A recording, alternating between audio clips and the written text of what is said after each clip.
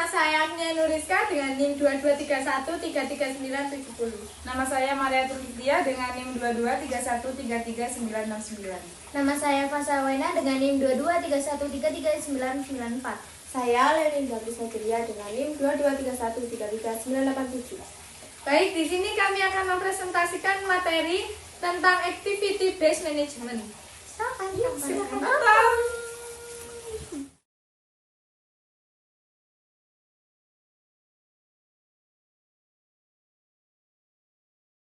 Yang pertama saya akan menjelaskan tentang pengertian menurut para ahli. Di sini kami memilih dari salah satu buku Hansen dan Mowen di tahun 2006, halaman 11. Activity Based Management memiliki arti suatu pendekatan di seluruh sistem dan integrasi yang memfokuskan perhatian manajemennya pada berbagai aktivitas dengan tujuan meningkatkan nilai untuk pelanggannya dan laba sebagai hasilnya.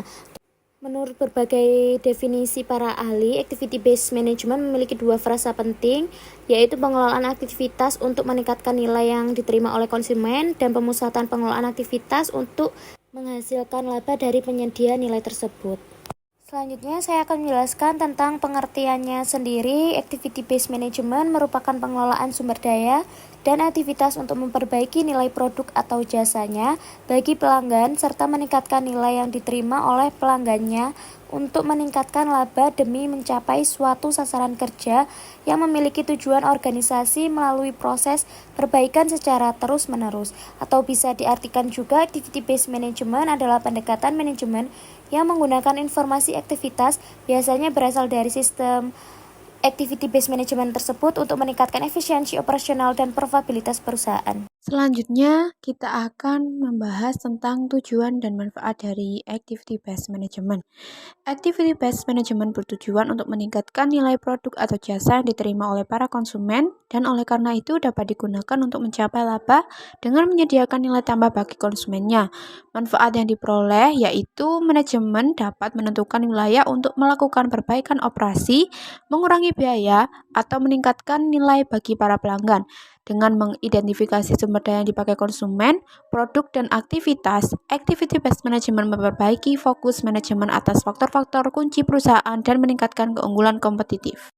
Selanjutnya ada dimensi Activity Based Management. Yang pertama ada dimensi biaya, yaitu memberikan informasi biaya mengenai sumber aktivitas produk dan pelanggan. Dimensi biaya ini bertujuan untuk memperbaiki keakuratan pembebanan biaya. Yang kedua, ada dimensi proses, yaitu analisis nilai proses pada dimensi Activity Based Management yang memberikan informasi tentang aktivitas apa yang dikerjakan, mengapa dikerjakan, dan seberapa baik dikerjakannya.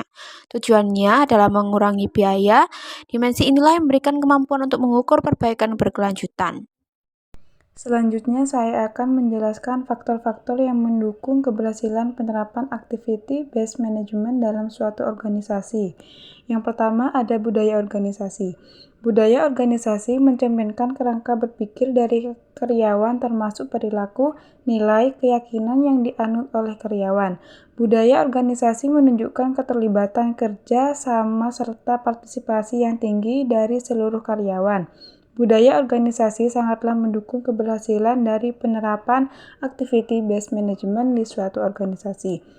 Selanjutnya adalah Top Management Support and Commitment. Penerapan suatu sistem manajemen biaya yang baru seperti ABM dan ABC membutuhkan waktu dan sumber daya. Oleh karena itu, dukungan dan peran serta top manager sangatlah diperlukan untuk keberhasilan penerapannya. Selanjutnya adalah change proses. Perubahan bisa terjadi apabila diterapkannya suatu proses yang sudah dirancang untuk menghasilkan perubahan tersebut. Perbaikan dari proses yang sudah ada sangatlah mendukung keberhasilan penerapannya. Elemen-elemen dari proses diantaranya adalah daftar dari aktivitas, sekumpulan tujuan, dan tindakan lanjutan. Selanjutnya adalah continuing education, memberikan kesempatan kepada karyawan untuk mengikuti pelatihan serta meningkatkan keahlian mereka terhadap lingkungan kerja yang cepat sangatlah penting. Keberhasilan penerapan dari program manajemen biaya yang baru membutuhkan keahlian, peran serta dan kerjasama dari karyawan suatu organisasi. Berikut langkah-langkah proses value analysis. Proses value analysis merupakan suatu analisa yang menghasilkan informasi tentang mengapa dan bagaimana suatu aktivitas atau pekerjaan dilakukan. Berikut 3 langkah di bawah ini. Yang pertama, driver analysis. Driver analysis bertujuan untuk menunjukkan penyebab munculnya biaya aktivitas. Apabila permintaan akan suatu aktivitas berubah, akan menyebabkan perubahan jumlah biaya aktivitas, akan tetapi satuan ukuran output aktivitas tidak selalu berhubungan langsung dengan penyebab timbulnya biaya suatu aktivitas. Yang kedua, activity analysis. Analisa aktivitas merupakan inti dari proses value analysis. Analisa aktivitas merupakan suatu proses identifikasi, penjabaran, serta evaluasi aktivitas-aktivitas yang dilakukan oleh suatu organisasi. Dalam analisa aktivitas dapat dibedakan menjadi 2 jenis aktivitas, yaitu yang pertama aktivitas bernilai tambah atau value added activities, merupakan aktivitas yang diperlukan untuk tetap dapat mempertahankan kegiatan operasional perusahaan.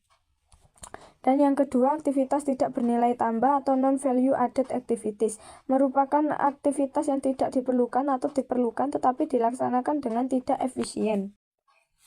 Yang ketiga, activity performance measurement, yaitu pengukuran performance dalam pelaksanaan suatu aktivitas dengan menggunakan alat ukur finansial maupun non-finansial. Alat ukur yang digunakan harus mampu mengetahui bagaimana suatu aktivitas dilaksanakan dan hasil yang dicapai.